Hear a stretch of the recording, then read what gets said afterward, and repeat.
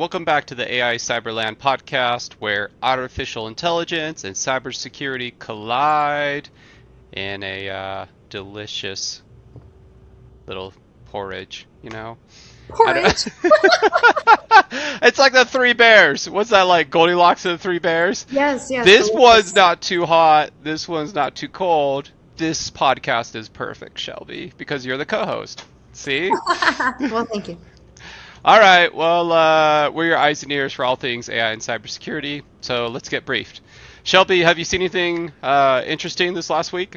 Holy cow, yes. Okay, so I think I said this last week, but I'm just going to say it again. We have arrived at the future. This is the future that, people have been talking about for years, of like this theoretical thing that has now come to life, okay?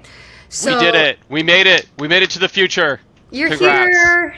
Let's see Congrats. how it is. Okay, so people have been worried about autonomous AI attacks, right? And now, last time I think we covered like the first one we'd seen.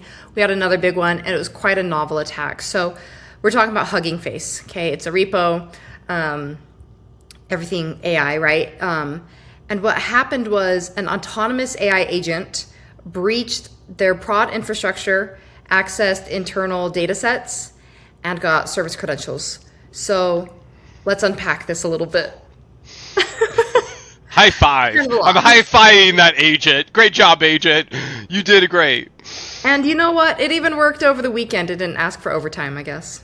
So here we go. You're not. What employee are you going to get that from? Let's be honest. You'll at least get a few gripes, right? That's why they're crushing it. Yeah, I don't think it even needed a pizza party for morale. It was just hyped to be there.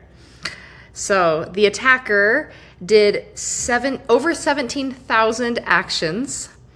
Nice. Across a swarm of like short-lived sandboxes that it set up, and we'll get more into that later, like the harness. So the security team at Hugging Face, they had a lot to look through, right? So it turns out that we are now also arriving at that point that we've talked about of like fighting fire with fire, right? They cannot keep up with the pace of this kind of attack, and so they are using AI to manage this, to first off detect it, and also to do analysis of it. So, okay, we'll talk about initial access, entry point. There's a unique exposure for AI platforms, and that is that the dataset processing pipeline, it's still kind of a weak point. So that's what happened here. Was there were two different like code execution paths that were abused to get that initial access. Then they were able to run code on one of the processor, like the processing worker hosts. And then from there, they just started pivoting and had some lateral movement through the prod infrastructure. Of course, we're getting a lot of responses from people in the industry because this is it's kind of a big deal. One person was, had a quote saying how like this represents a meaningful supply chain risk against open source repo models, like Hugging Face, right? That's a big supply chain potential risk there. I also like this quote it's from Chris Bohm, who is the field CTO at Zero Networks. He said, like just kind of talking about companies in general, he said most are still defending like there's a person on the other end of the attack, and that assumption isn't holding up anymore. He said, think of a burglar that never gets tired, never needs sleep, and instead of jiggling one door handle at a time is trying 1,000 of them simultaneously. So, yep. They said the question is no longer how to stop a break-in, but how far can AI attackers actually get before we notice and box them in. So yeah, I think this is just echoing the sentiments that have been floating around for the last couple of years, right? And now it's finally happened. So Hugging Face published, this was just like a week or two ago, they published like a blog post kind of explaining what they did, what they noticed, and everything like that. They said that they don't know which, excuse me, which framework, like which LLM built this framework that was used in the attack, but for reasons that they didn't state, they do suspect it was an agentic security research harness. Maybe because it kind of looks the same, right? When you're doing security research and attacks, I guess. But so talking more about the harness and how it kind of works. So they had short-lived sandboxes, and it also had self-migrating command and control that were being hosted in public services. So it has a lot of flexibility because it doesn't have to, like, it can just keep hopping around, right? And it's going to be hard to keep up with it just to keep you, I guess, defenders off their guard. So I thought that was interesting. So there's a very ironic part to this story. As the Hugging Face defenders were trying to do analysis on what's going on, they're trying to upload, a bunch of data that they've gathered as they're trying to get this analyzed. They're using AI for it. And they started with, what's it called? Like commercial frontier models. Okay.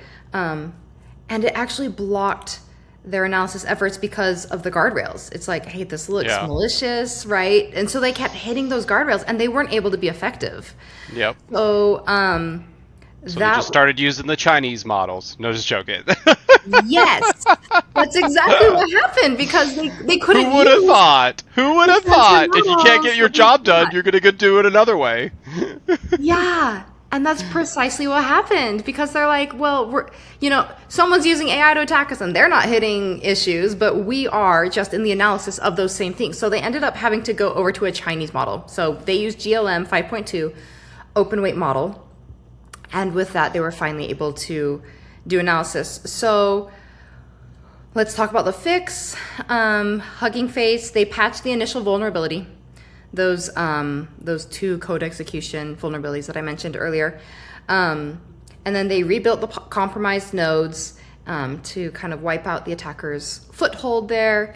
They revoked and rotated creds. And if you are a Hugging Face user, it's recommended just out of a safety precaution. You should probably go refresh your access tokens and also just check your account's recent activity just as a precaution.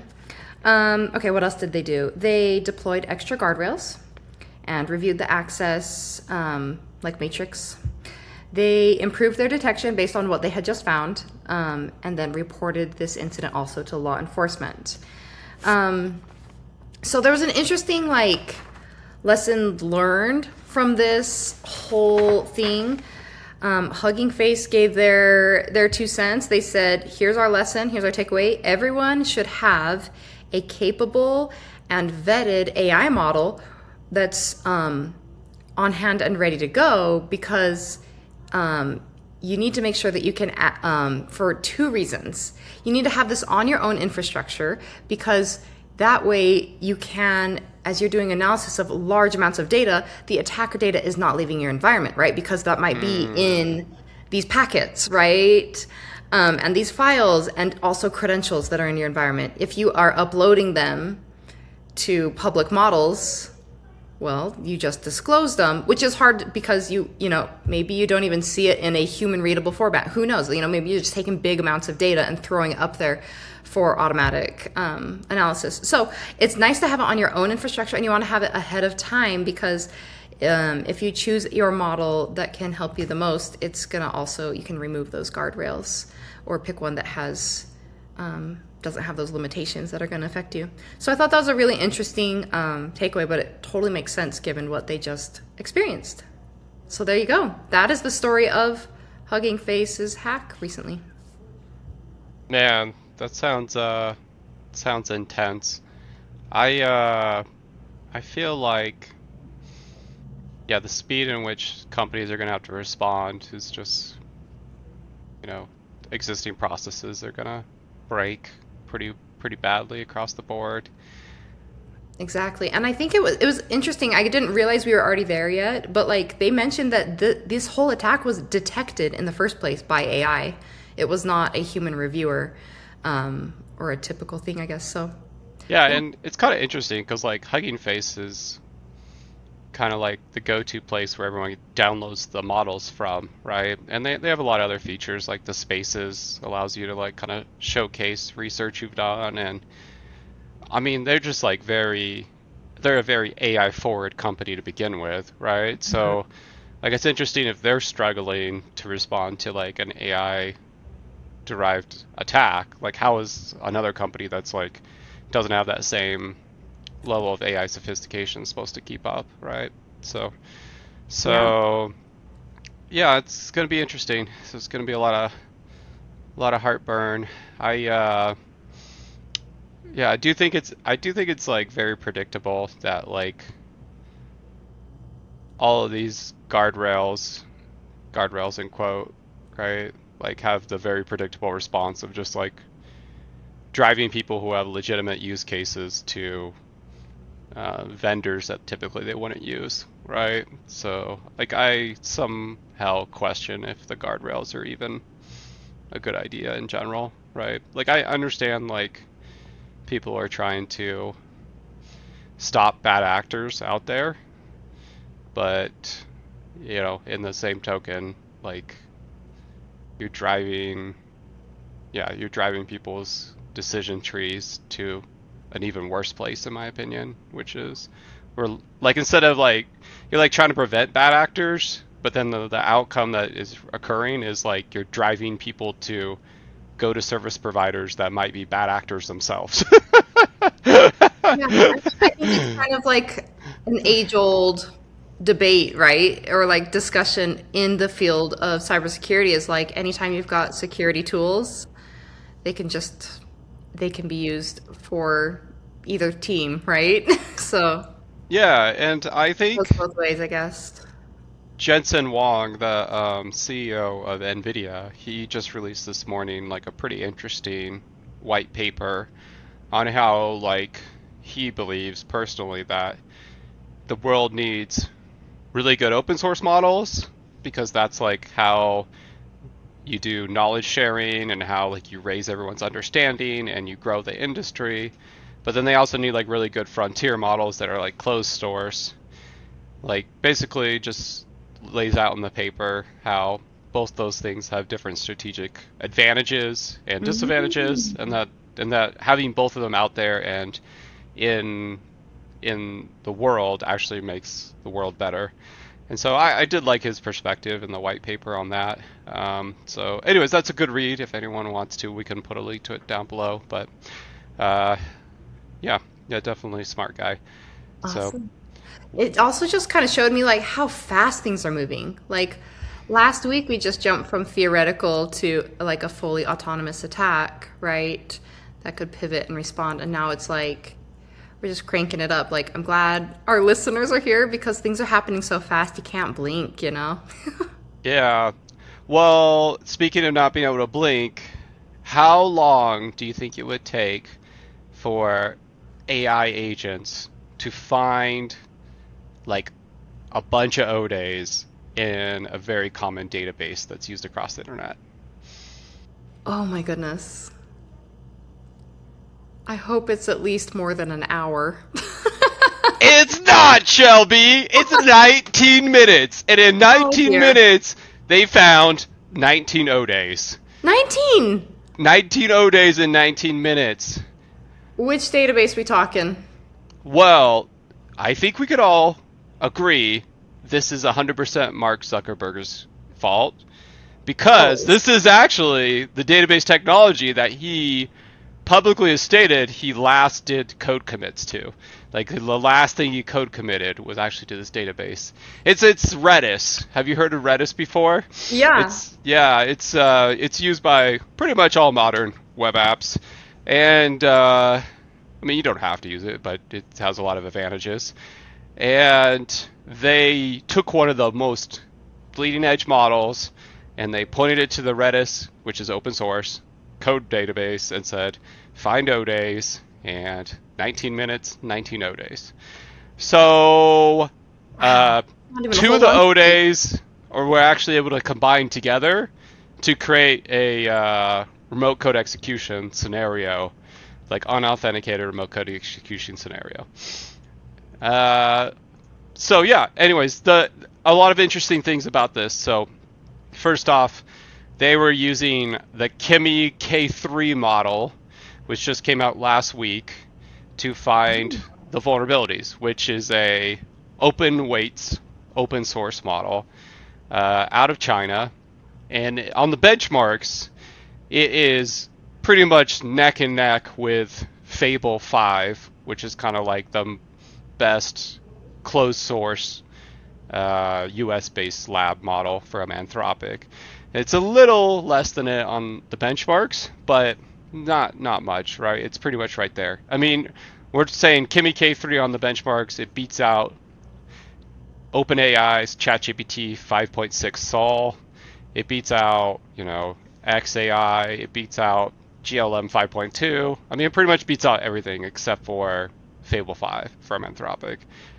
But at a cost per task to complete, Kimi K3 on average costs, less than half of what Fable 5 costs to complete the same task. So you pretty much get the same output as the best model at half the cost, and it's open source, and it's open weights, and it finds bugs in Mark Zuckerberg's code. What more do you want in life? Let's be honest. What more do you want? Oh man, that's a lot. Yeah, so this is actually coming on the wave of in May. There was a bunch of vulnerabilities that were patched in Redis that were found using like as part of like a Glasswing, like kind of like that effort to find ODAs in code everybody uses. And so those have already been patched out, and then this was able to find a bunch more on top of that. So it's definitely the models are getting better, right? As we know, and there's really no reports of this being exploited in the wild. So and there is a patch for it now, right? Obviously, like people have to go update to do that, but I feel like that but would be a high priority patch though, when you're talking about like unauthenticated remote code. Like, okay. yeah. I mean, and there's some workarounds too because most of the vulnerabilities revolve around this restore command or restore feature in the Redis database, which so like as a workaround, if you don't need that restore command, then you could disable it temporarily, which would stop a lot of the attacks. But obviously, just better to patch it out. And based on your network design, like you shouldn't really ever be exposing Redis anyways to anybody that you don't trust. Albeit, if you scan the internet, there's a million Redis database on the internet. So that's advice has already been not heeded over the years. But I think this is just one place that they kind of like pointed the eye of Sauron at, and it found a bunch of ODAs, and a place that had been recently hardened, right? Like AI models had recently found a bunch of vulnerabilities they'd already fixed. So just goes to show, like, yeah, we're not out of the woods yet. We're not even really started, and it's pretty crazy. Like, it's not like it was like a team of people that spent a month on it or 6 months on it. It literally was just we took the best model, pointed it at it for 20 minutes, and came out with ODAs. So I think the takeaway here is like the models are going to keep getting better. Our ability to find vulnerabilities in them in software everyone's using is going to keep getting better. So really what's going to differentiate companies that have like really bad breaches in the near future is ability to update software fast, right? Like if you can get really good at updating your software, regardless of what piece of software it is, you'll hopefully be able to like stay ahead of, well, at least outrun the bear a little bit, right? Like because your competitors may not be able to do that.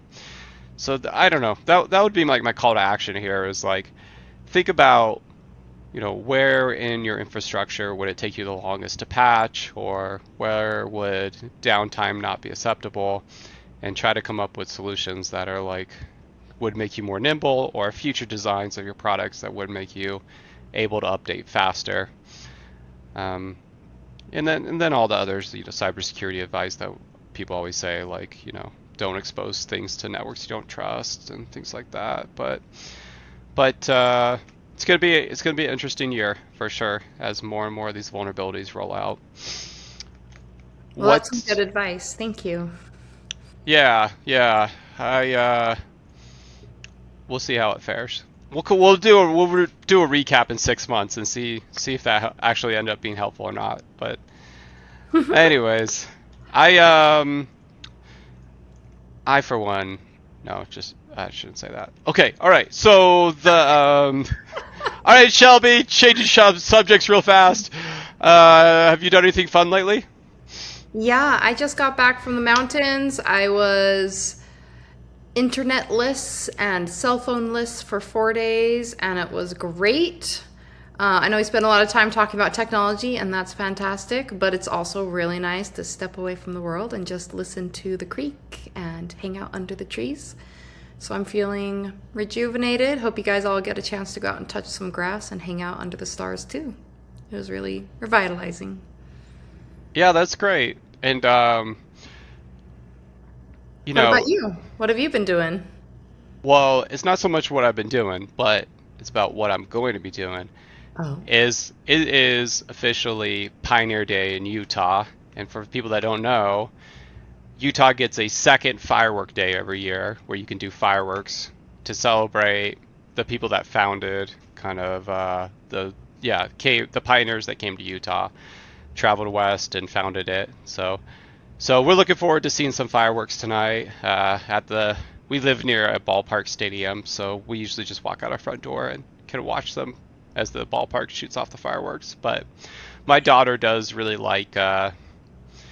They make sparklers, like a sparkler, but they sell them where they're in like the form of a sword. So you light the ends of the swords on fire, and then you can like duel with sparklers flying. It's very safe. So, is that anyways, the shape of Kylo Ren's lightsaber? Like you've got your main. oh, that'd be a good idea. Is that what you're describing? No. I mean, it just sparkles at the top, but Okay. now that you say that, I feel like I could just take sparklers and put them on the side. I'm gonna make that tonight, and I'm The gonna take a Kylo Ren. picture. Kylo Ren, and I'm gonna take a picture. I'll send it to you, Shelby. Thanks. I look forward to it. You Yeah, promise. I'm Kylo Renning it tonight, guys, with sparkler swords. So, anyways, that's what I'm getting up to, and probably do a little what do you call it? S'mores. Like do a little bar. We have one of those fire pit things, right? So, not fancy fire pits. Just like when I say fire pit, I mean it's just like literally like a trash can, like a metal trash can, that you create a Oh, fire in. there you go. All right, so that's it. Hey, if you like fireworks, leave a comment below. If you think open source models are going to win against closed source labs, leave a comment below. If you think I'm going to fry off my eyelashes tonight, leave a comment below. Shelby's like commenting right now. She's like, this guy cannot stop. I'm like preparing like burns, bandages for your wrists. I'm getting it ready ahead of time. Yeah, there's always be careful with fireworks, people, because there's always someone who does something dumb, right? Like, I had a buddy, he got those like mortar fireworks one year, where you like kind of drop them in and they launch up super high. But then he like dropped one in upside down, and so then it just shot down into the cement, which caused a lot of momentum, and then caused the whole like stand to tip over, which then ended up like flying at us. So Oh my gosh. I don't recommend people do fireworks, but if you do, be careful. So or maybe be careful what friends you invite over when you're doing fireworks. All right, we'll see you next time. Bye. Happy Pioneer Day. Bye.